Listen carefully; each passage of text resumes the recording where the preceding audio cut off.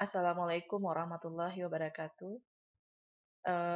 Sesi ini kita akan membahas terkait uji hipotesis, mana uji hipotesis ini sudah masuk ke dalam ranahnya statistik inferensial ya. Sebagaimana sudah saya jelaskan pada sesi-sesi sebelumnya bahwa ilmu statistik yang kita pelajari secara umum terbagi dua, ada statistik deskriptif dan statistik inferensial. Di mana salah satu kegunaan dari statistik inferensial ini adalah mengeneralisasi nilai sampel menjadi nilai populasi. Proses generalisasi ini harus melalui sebuah pengujian yang disebut dengan pengujian hipotesis. Sebenarnya Anda sudah tahu apa itu hipotesis. Saya hanya sekedar mengulang kembali definisi dari hipotesis. Di sini hipotesis adalah pernyataan sementara yang perlu diuji kebenarannya. Sebelum menerima atau menolak sebuah hipotesis, seorang peneliti harus menguji keabsahan hipotesis tersebut untuk menentukan apakah hipotesis itu benar atau salah.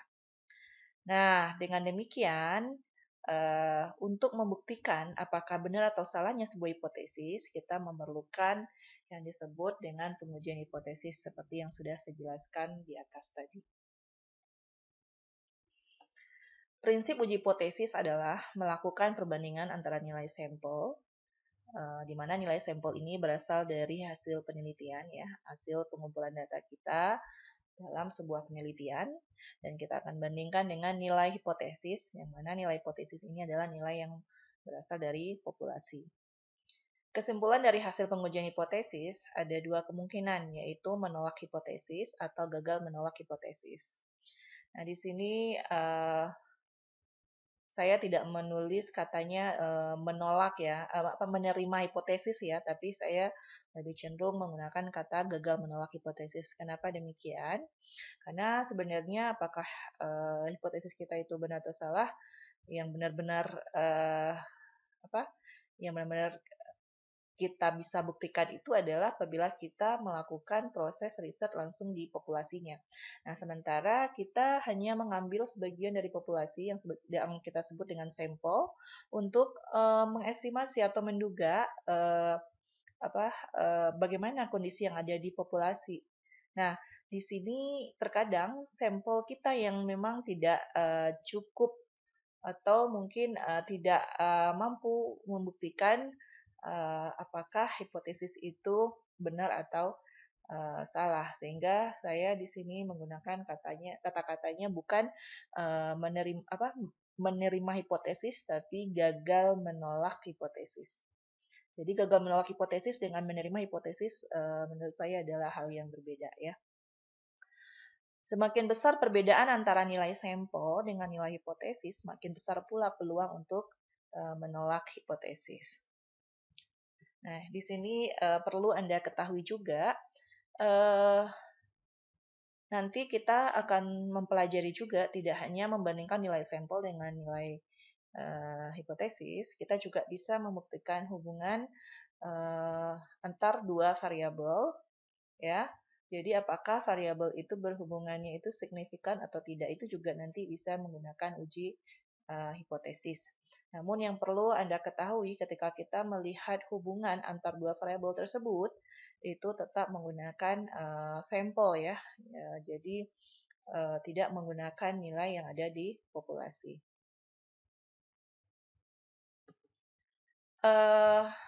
Selanjutnya kita bahas tentang tipe hipotesis.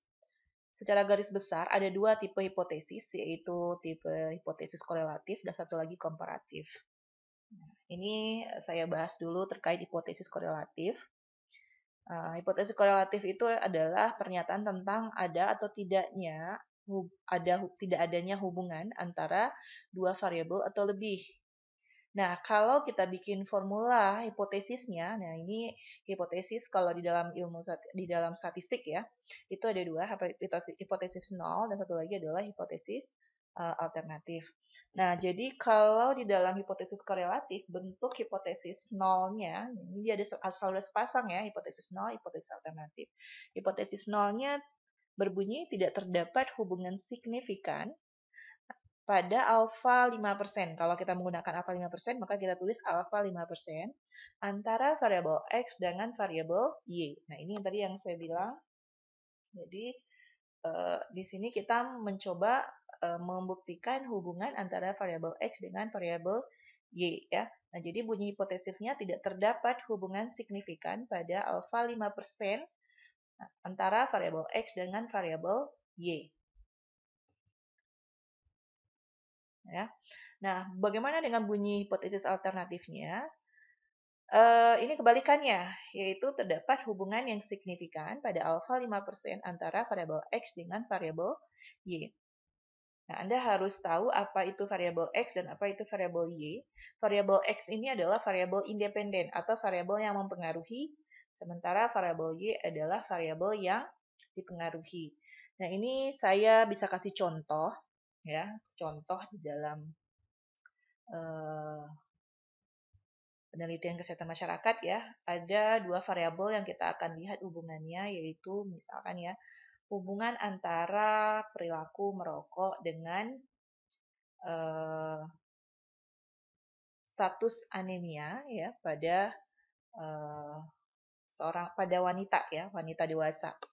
Nah, ini ada dua variabel yang kita hubungkan, yaitu variabel perilaku merokok dengan status anemia. Nah, bagaimana bunyi hipotesis nolnya? Yaitu tidak terdapat hubungan signifikan pada alfa 5% antara perilaku merokok dengan status anemia pada wanita dewasa. Nah, bagaimana dengan H alternatifnya, hipotesis alternatifnya? Bunyinya adalah kebalikannya, yaitu terdapat hubungan yang signifikan pada alfa 5% antara variabel perilaku merokok dengan status anemia pada wanita dewasa. Nah, jadi di sini jelas ya terlihat perilaku merokok mempengaruhi terjadinya status anemia pada wanita dewasa. Jadi variabel X-nya adalah variabel perilaku merokok dan variabel Y-nya adalah status anemia. Berikutnya hipotesis komparatif. Nah, hipotesis komparatif itu adalah pernyataan tentang ada atau tidak adanya perbedaan antara dua kelompok atau lebih. Nah, di sini saya akan bagi perbedaan itu ada yang data numerik dihubungkan dengan data kategorik. Jadi ada dua variabel ya. Kalau hipotesis itu ada dua variabel, yang mana satunya datanya itu numerik, satu lagi kategorik. Ya, data numerik, satu lagi datanya kategorik. Nah, bagaimana formulanya? Nah, dia selalu ada sepasang ya, hipotesis nol dan hipotesis alternatif. Hipotesis nolnya, formulanya ya, formula dalam penyusunan hipotesis nolnya adalah tidak terdapat perbedaan signifikan pada alfa 5% rata-rata variabel numeriknya. Jadi yang disebut variabel numeriknya pada kelompok kategori 1 dan kelompok atau kategori 2. Dan HA-nya kebalikannya. Jadi kalau di atas tidak terdapat perbedaan, kalau di HA-nya terdapat perbedaan signifikan pada alfa 5%, rata-rata variabel numerik pada kelompok kategori 1 atau kategori 1 dan kelompok atau kategori 2. Nah, ini seperti apa bunyinya? Contohnya ya, misalkan kita menghubungkan dua variabel nih, di mana salah satunya variabel tersebut adalah jenis datanya numerik dan satu lagi kategorik. Contohnya adalah antara usia dengan status anemia. Nah, variabel usia, ya, variabel usia itu dalam satuan tahun akan berjenis data numerik, ya. Sementara status anemia itu kan terbagi ya, status anemia itu biasanya terbagi dua, yaitu anemia dan tidak anemia. Nah, jadi di sini ada variabel numerik yaitu usia dan status anemia merupakan variabel kategorik. Nah, apabila kita menguji hubungan kedua variabel tersebut, maka hipotesisnya akan berbunyi tidak terdapat perbedaan signifikan pada alfa 5% rata-rata usia pada responden atau pada sampel yang memiliki status anemia, satu lagi yang tidak memiliki status anemia. Atau bisa juga lebih simpelnya Misalkan bunyi hipotesisnya ya, saya ulang kembali hipotesis nolnya, tidak terdapat perbedaan signifikan pada alfa 5% rata-rata usia, ya kan? Usia antara. Nah, ini juga boleh pakai kata antara, mungkin lebih enak antara ya, antara yang mengalami anemia dan tidak mengalami anemia. Nah, saya rasa lebih enak kedengarannya ya. Jadi Anda boleh kata-kata pada tadi diganti dengan kata antara. Nah, bagaimana dengan hal alternatifnya? Terdapat perbedaan signifikan pada alfa 5% rata-rata usia antara kelompok yang mengalami anemia dan yang tidak mengalami anemia. Nah, saya rasa cukup jelas ya cara menyusun hipotesis untuk perbedaan ya atau hipotesis komparatif di mana yang dihubungkan satu datanya numerik dan satu lagi datanya kategorik.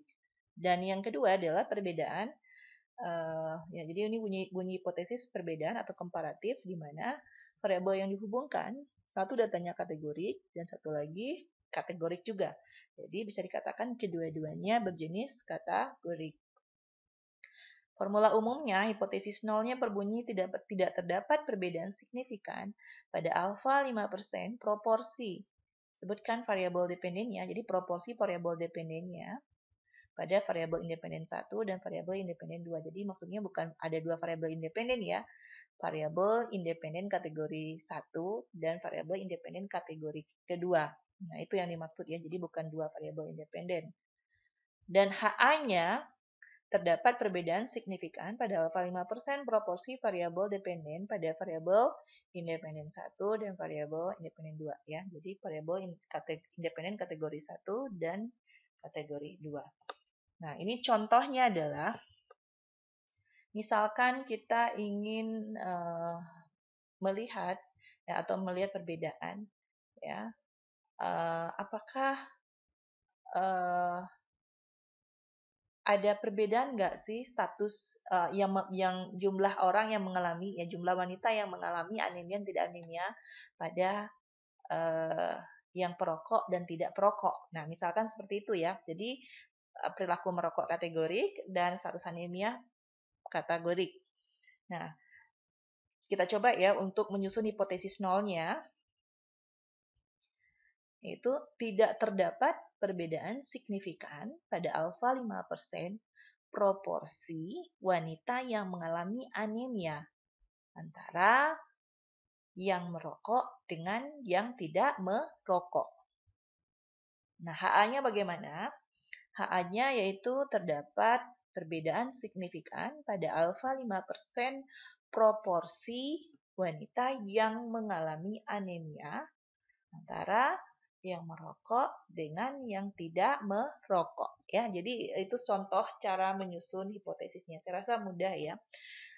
Jadi di sini kata-kata pada ini lebih enak kedengarannya kalau diganti dengan kata antara ya daripada kata pada.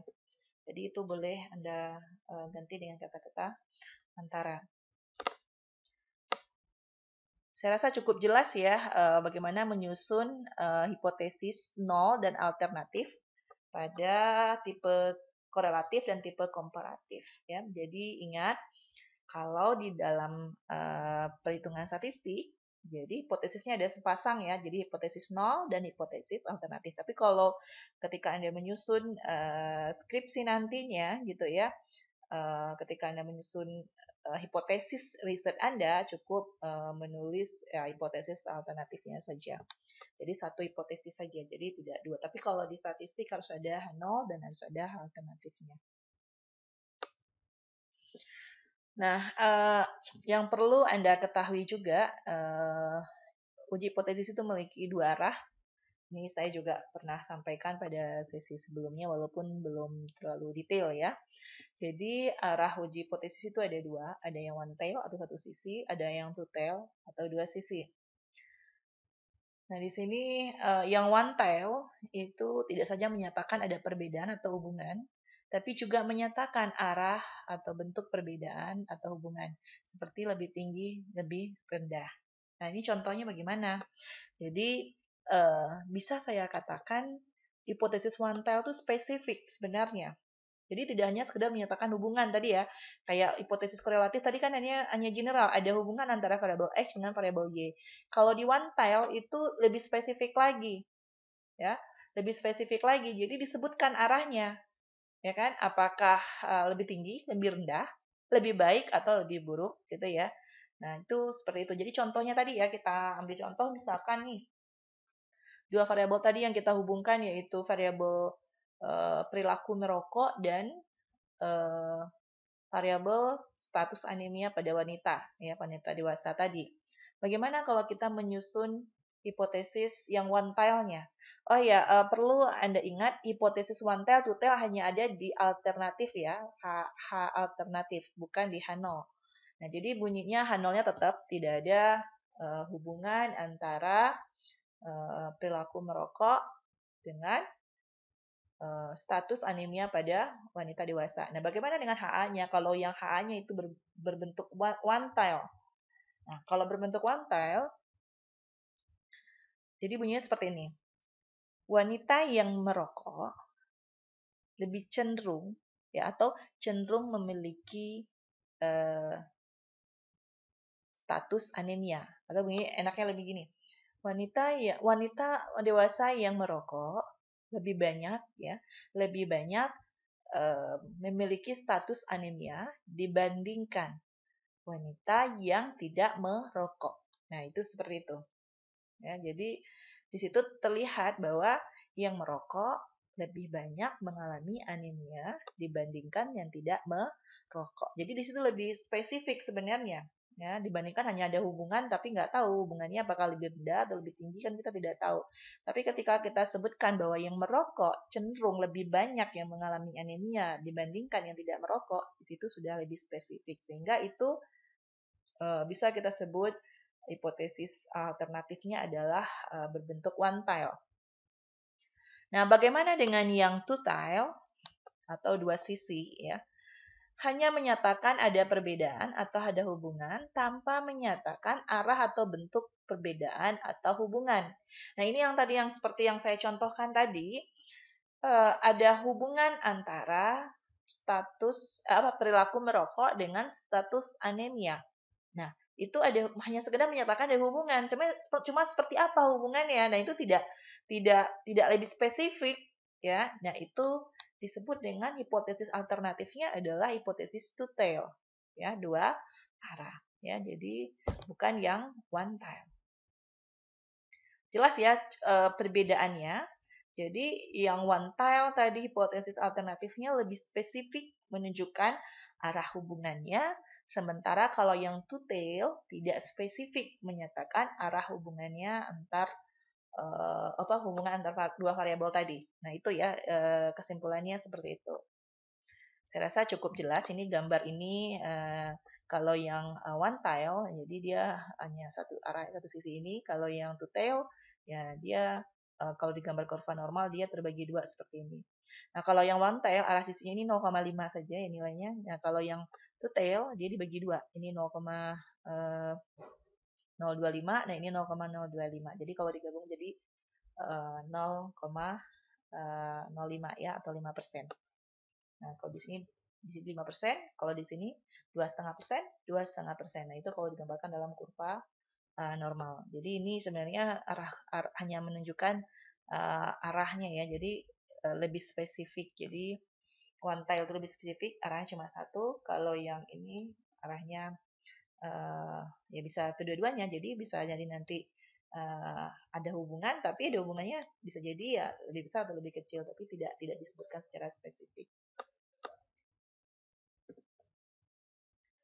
Oke, selanjutnya kita bahas terkait prosedur uji hipotesis.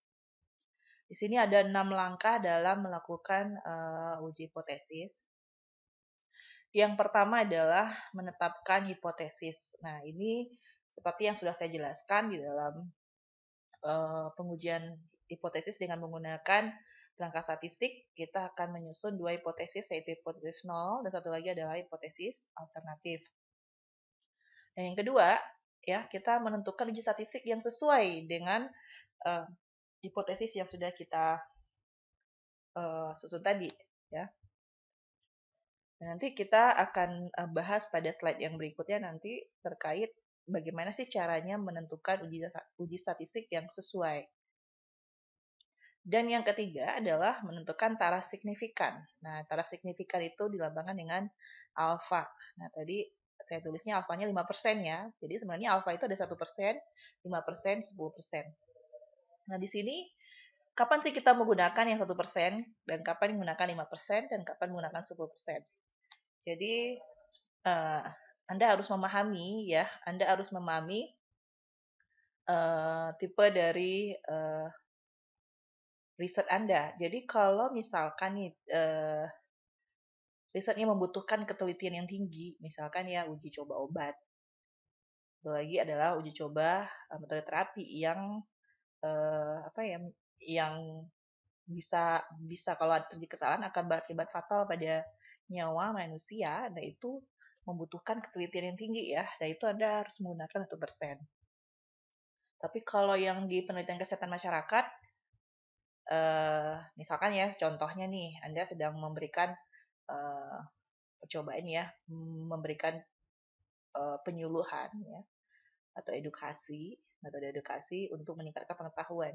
Nah, ternyata metode yang Anda terapkan tidak meningkatkan pengetahuan orang tersebut, itu atau gagal gitu ya, meningkatkan pengetahuan seseorang tersebut, itu tidak menyebabkan dia meninggal gitu ya. Nah, sehingga Anda boleh sih menggunakan 5% atau 10%. Cuma ingat, kalau semakin Anda eh, menggunakan taraf signifikan yang tinggi, misalnya 10-15%, berarti sama saja Anda mentoleransi terjadi kesalahannya itu tinggi gitu ya. Jadi semakin tinggi alfa Anda mentoleransi kesalahan, terjadi kesalahan itu juga semakin tinggi gitu deh maksudnya. Nah, berikutnya langkah yang keempat, setelah kita tahu uji statistik yang sesuai, kita sudah menetapkan taraf signifikan berapa yang kita gunakan, maka kita melakukan serangkaian uji statistik ya dengan menggunakan uji yang sesuai tadi. Nah, dari rangkaian uji statistik ini nanti akan keluar nilai probabilitas atau p-value. Nah, nanti p-value ini yang nanti kita akan bandingkan dengan alpha ketika kita akan menarik keputusan ya untuk uji statistik. Nah, apabila p-value yang kita peroleh dari uji statistik tadi kecil sama dengan alfa, maka kita bisa memutuskan H0-nya ditolak. Dan apabila p-value-nya lebih besar dari alfa, maka H0-nya gagal ditolak ya. Nah, setelah itu kita akan menarik kesimpulan. Apabila p-value kecil dari alfa, maka H0-nya ditolak, kesimpulannya ya bunyi H alternatifnya. Dan kalau p-value-nya lebih besar dari alfa, maka H0 gagal ditolak, maka kesimpulannya adalah H0-nya. Jadi karena H0-nya gagal ditolak, ya berarti kesimpulannya H0-nya. Jadi bunyi H0-nya yang menjadi kesimpulannya. Jadi seperti itu. Nah, ini seperti janji saya tadi sebelumnya. Bagaimana sih menentukan uji statistik yang sesuai ya dengan hipotesis yang kita ajukan. Misalkan ada dua variabel yang kita akan hubungkan ya. Satu jenisnya kategorik, yang mana kategoriknya sama dengan 2, dan satu lagi variabelnya numerik. Ya. Ujinya itu ada dua, satu uji T independen dan satu lagi uji T dependen. Nah, kapan sebenarnya kita menggunakan uji T independen dan T dependen? Apabila variabel yang kita uji itu salah satunya adalah kategoriknya 2 dan variabel yang satu laginya adalah numerik. Nah, contohnya begini. Saya contohkan dulu untuk uji T independen ya. Untuk uji T independen. Variabelnya kategoriknya ada 2 dan satu lagi numerik. Yaitu variabel usia. Usia itu adalah datanya kalau dalam satuan tahun ya. Maka dia numerik. Kategoriknya adalah status anemia ya. Dan tidak anemia. Status anemia itu kan ada 2 ya, anemia dan tidak anemia. Itu berarti kategoriknya ada 2. Jadi variabel status anemia itu merupakan variabel kategorik yang mana kategoriknya ada 2, yaitu anemia dan tidak anemia. Dan pasangannya atau variabel yang satu lagi adalah numerik, yaitu variabel usia dalam satuan tahun. Apabila kedua variabel tadi Anda uji, ya, Anda uji hipotesisnya, maka Anda menggunakan uji T independen. Kenapa T independen? Karena kelompok yang sedang dibandingkan tadi, ini pasti namanya kelompok yang dibandingkan pasti datanya kategorik ya, ada dua. Yaitu kelompok yang anemia dan tidak anemia. Kelompok yang anemia dan tidak anemia ini independen. Artinya apa? Orang yang kalau dia sudah anemia, pasti dia tidak anemia. Berarti orangnya pasti berbeda. Ya, dan tidak saling mempengaruhi. Sehingga ketika diuji, kedua variabel tadi, usia dengan status anemia, maka Anda harus menggunakan uji T independen. Dan bagaimana kalau kategorinya 2? Nah, ini 2 juga nih, dan juga numerik. Tapi Anda harus menggunakan uji T dependen. Contohnya seperti apa? Nah, contohnya Anda sedang mencoba efektivitas sebuah tablet FA untuk meningkatkan kadar Hb ya, kadar Hb pada remaja putri. Ya. Jadi Anda akan memberikan tablet FA pada kelompok remaja putri. Nah, sebelum Anda berikan tablet FA tadi, Anda mengukur dulu kadar Hb dari masing-masing remaja tadi. Setelah itu Anda berikan, Anda suruh konsumsi. Misalnya mungkin dalam jeda waktu seminggu misalnya, Anda suruh mereka mengkonsumsi tablet FA. 1 minggu setelahnya Anda uji lagi. Ya. Anda ukur kembali, maksud saya, kadar Hb-nya. Nah, nanti dilihat apakah ada perbedaan nggak sih gitu ya, kadar Hb sebelum dan sesudah. Nah, itu Anda akan menggunakan uji T dependen. Sekarang, di mana letak variabel kategoriknya? Nah, padahal yang tadi yang Anda lihat di pengukuran sebelumnya kan datanya numerik karena kadar Hb. Setelah diberikan tablet FA, diukur kembali kadar Hb-nya. Jadi yang Anda ukur 2 kali adalah kadar Hb. Nah, kadar Hb itu kalau tidak dikelompokkan dalam satuan ya dalam dia memiliki satuan ya. Jadi atau tidak dikelompokkan, maka dia datanya numerik. Nah, di sini Anda sudah bisa menebak data numeriknya adalah kadar Hb. Nah, bagaimana dengan kategoriknya? Kategoriknya ada di mana gitu. Nah, yaitu pengukuran pertama dan pengukuran kedua. Nah, itu kategoriknya. Jadi waktu pengukuran pertama dan pengukuran kedua. Atau bisa juga pre-test, post-test. Nah, itu kategoriknya. Ya. Nah, di sini kenapa dia dependen? Karena kadar Hb antara sebelum dan sesudah saling mempengaruhi. Kenapa? Karena diukur pada orang yang sama. Jadi, sebelum diberikan tablet FA, Anda mengukur orang yang sama. Habis itu diberikan tablet FA, Anda ukur lagi orang tersebut. Tapi orang yang diukur adalah orangnya sama. Jadi jelas ya perbedaannya di sini. Untuk T independen, T dependen, sama-sama memiliki kategorinya 2, ada satu lagi numerik. Jadi variabel yang ujinya kategoriknya sama dengan 2, satu lagi variabelnya numerik. Cuma kalau T independen, kategorinya tidak saling hubungan atau tidak saling mempengaruhi. Contohnya tadi orang yang anemia tidak anemia yang tidak saling mempengaruhi. Tapi kalau yang dependen, ya orang yang diukur 2 kali, tapi menghasilkan data numerik. Nah itu lebih mudahnya untuk bagaimana Anda memahaminya. Ya, jadi orang yang sama diukur 2 kali, habis itu Anda analisis apakah ada perbedaan atau tidak di antara 2 pengukuran tadi. Nah itu Anda harus menggunakan uji T dependen. Dan yang berikutnya adalah apabila kategoriknya lebih dari 2 dan diuji ya korelasinya dengan atau Anda uji komparatif juga boleh ya dengan variabel yang numerik. Contohnya apa nih? Misalkan Anda pengen tahu apakah ada perbedaan tidak kadar Hb antara kelompok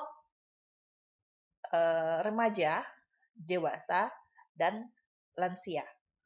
Nah, ada 3 kelompok nih, berarti lebih dari kelompok ya. Remaja, dewasa, dan lansia. Apakah ada perbedaan rata kadar Hb nggak gitu? Nah, jadi di sini data kategoriknya adalah kelompok usia. Jadi kelompok usianya tidak dalam satuan tahun ya, tapi ada kategorinya, yaitu remaja, dewasa, dan lansia. Nanti diukur adalah kadar Hb-nya. Nah, kadar Hb-nya ini adalah data numerik. Jadi kalau untuk Anda menguji hipotesis kedua variabel ini, ya, hubungan kedua variabel ini, maka Anda harus menggunakan uji ANOVA namanya. Nah, ini yang saya sebutkan tadi ya, uji T independen, uji T dependen, uji ANOVA. Ini adalah uji parametrik ya, uji parametrik. Nah, nanti saya jelaskan apa itu uji parametrik. Dan sekarang kita akan lihat bagaimana apabila dua variabel yang dihubungkan di mana kedua-duanya kategorik.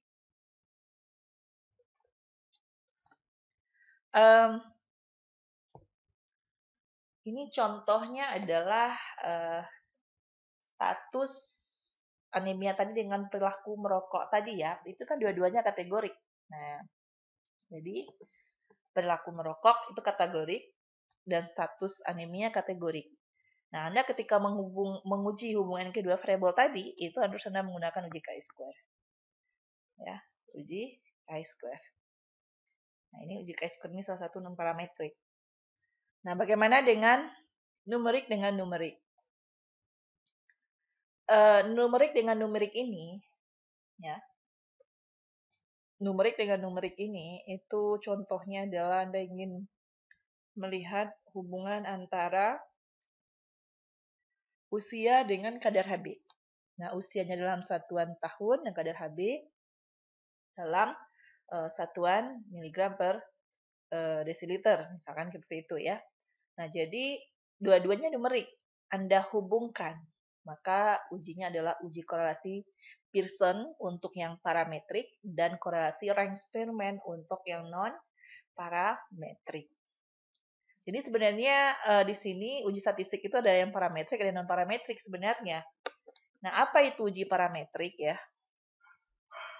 Kalau Anda menggunakan uji parametrik, ada beberapa asumsi yang harus dipenuhi, yaitu terutamanya untuk data numeriknya harus berdistribusi normal. Nah, kapan data numerik berdistribusi normal? Nah, kalau gampangnya sih ya, kita lihat nilai min, median, dan modusnya berada pada satu titik atau nilainya sama. Nah, atau berhimpit. Nah, sehingga itu datanya berdistribusi normal. Itu gampangnya seperti itu. Satu lagi cirinya mungkin kebanyakan data berdistribusi normal apabila dia memiliki sampel yang besar. Ya, berapa yang besarnya ya di atas 30 lah ya. Walaupun tidak mesti juga dia sampelnya atas 30 itu pasti normal, cuma ya kecenderungannya seperti itu. Nah, jadi kalau misalnya nih contoh ya variabel kategorinya sama dengan 2 dihubungkan dengan numerik. Anda kalau misalnya numeriknya berdistribusi normal, Anda menggunakan uji T independen dan dependen. Tapi kalau ternyata dia tidak berdistribusi normal yang numeriknya, maka Anda harus menggunakan uji non parametrik. Kalau untuk T independen Anda bisa menggunakan Mann-Whitney, ya. Kalau yang dependen ya T dependen yang non parametriknya Anda bisa menggunakan Wilcoxon. Kalau yang uji ANOVA yang untuk non parametriknya yang sepadannya adalah uji Kruskal-Wallis, ya. Kruskal-Wallis. Kalau yang uji korelasi tadi sudah saya sebutkan, kalau dia parametrik ya, salah satu saja minimal dia normal, Anda bisa menggunakan uji korelasi Pearson. Tapi kalau dia tidak berdistribusi normal, Anda harus menggunakan uji non-parametrik, yaitu uji korelasi Range-Spearman ya. Seperti itu. Mungkin lebih jelasnya nanti Anda bisa lihat di modul, saya sudah tulis di situ.